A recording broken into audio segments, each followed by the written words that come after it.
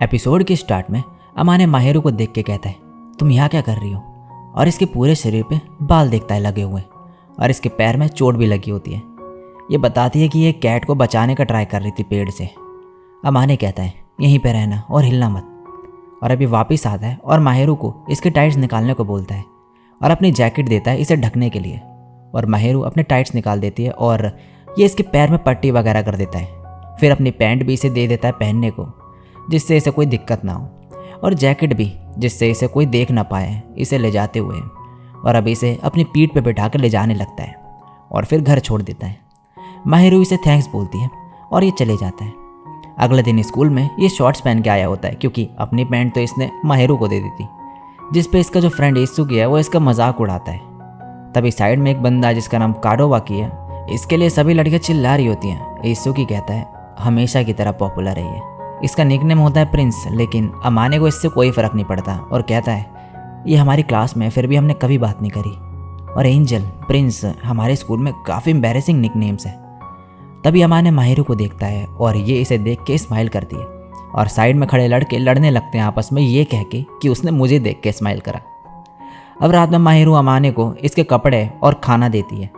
अमाने कहता है तुमने तो एक स्माइल से उन लड़कों के बीच आग ही लगा दी थी। ये कहती है क्या एक स्माइल उन्हें सच में इतना खुश करती है? अमाने कहता है हाँ, अगर एक ब्यूटीफुल गर्ल स्माइल करे तो ऐसा ही होगा। और लड़कियों का भी सेम ही है। जैसे काडोवाकी ने हाथ हिलाया और वो लड़कियां पागल हो गई थी। माहिरू कहती है ओह अच्छा, वो पॉपुलर लड़का। अमाने कहता है तुम उसमें इंटरेस्टेड नहीं हो ना? माहिरू कहती है नहीं, अगर सिर्फ दिखने में अच्छे होने से ही फीलिंग्स डेवलप हो जाती तो क्या तुम्हारे अंदर मेरे लिए नहीं होती? अमाने कहते हैं तो तुम्हें पता है कि तुम इतनी क्यूट हो। माहिरू कहती है ये इम्पॉसिबल इग्नोर करना, सब मेरे पीछे जो पड़े हैं और मुझे पता है कि मेरे फीचर्स काफ़ी अच्छे हैं। माहिरू ने आज इसके लिए स्पेशल खाना बनाया होता है और कहती है इसे माइक्रोवेव में रीहीट कर लेना एक बार। अमाने कहता है मुझे फ्रेश खाना खाने का मन करता है।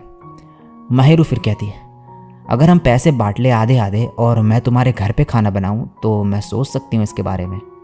अमाने कहता है मेरे लिए भी ये सही रहेगा, लेकिन क्या तुम्हें अपनी सेफ्टी की चिंता नहीं?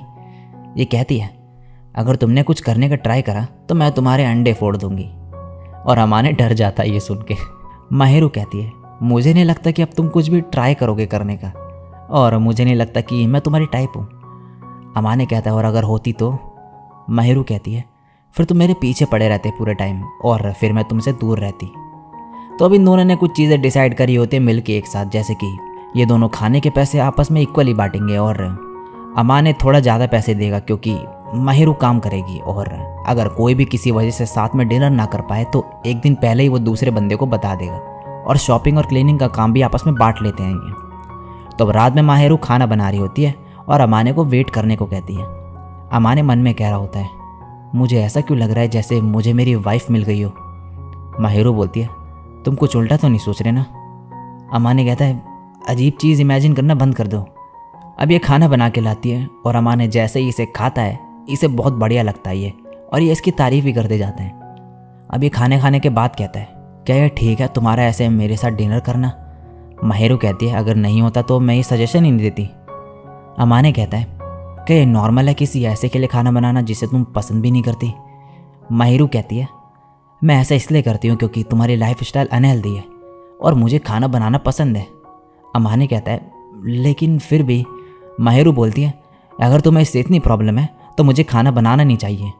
अमाने कहता है नहीं नहीं तुम बंद मत करो।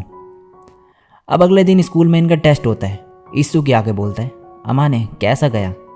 ये कहता है ना ज़्यादा बढ़िया ना ज़्यादा बेकार, बस ठीक ठाक था। ईसुकी कहता है फिर भी टॉप 30 में तुम्हारा स्कोर आ गया। ये कहता है हाँ, क्योंकि मैं लड़कियों के साथ फ्लर्टिंग में बिजी नहीं रहता। ईसुकी बोलता है गर्लफ्रेंड होना बहुत बढ़िया है। और तभी एक लड़की चिटो से आती है और ईसुकी इसके सर पे हाथ फेराने लगता है। अमाने कहता है तुम बिल्कुल बेशरम हो। ये कहता है अपनी गर्लफ्रेंड का हेड पैट करना टोटली नॉर्मल है। नेक्स्ट सीन में अमाने घर पे होता है और माहिरू को पढ़ते देख के काफ़ी इंप्रेस होता है ये, क्योंकि इसने नेक्स्ट ईयर का भी अभी से सब निपटा लिया होता है। अमाने कहता है तुम काफ़ी हार्ड वर्क करती हो। ये कहती है हाँ मैं करती हूँ क्योंकि मुझे करना पड़ता है ये। और फिर यहाँ से ये जाने लगती है लेकिन अपना आईडी कार्ड गिरा देती है। अमाने इसे उठा के इसे देता है और इसके ज़रिए ऐसा पता चलता है कि इसका बर्थडे 4 दिन में आने वाला है। और अब नेक्स्ट सीन में ये माहिरू से पूछता है, क्या तुम्हें कुछ चाहिए? ये काफ़ी सोचने के बाद बोलती है, एक शार्पनिंग स्टोन।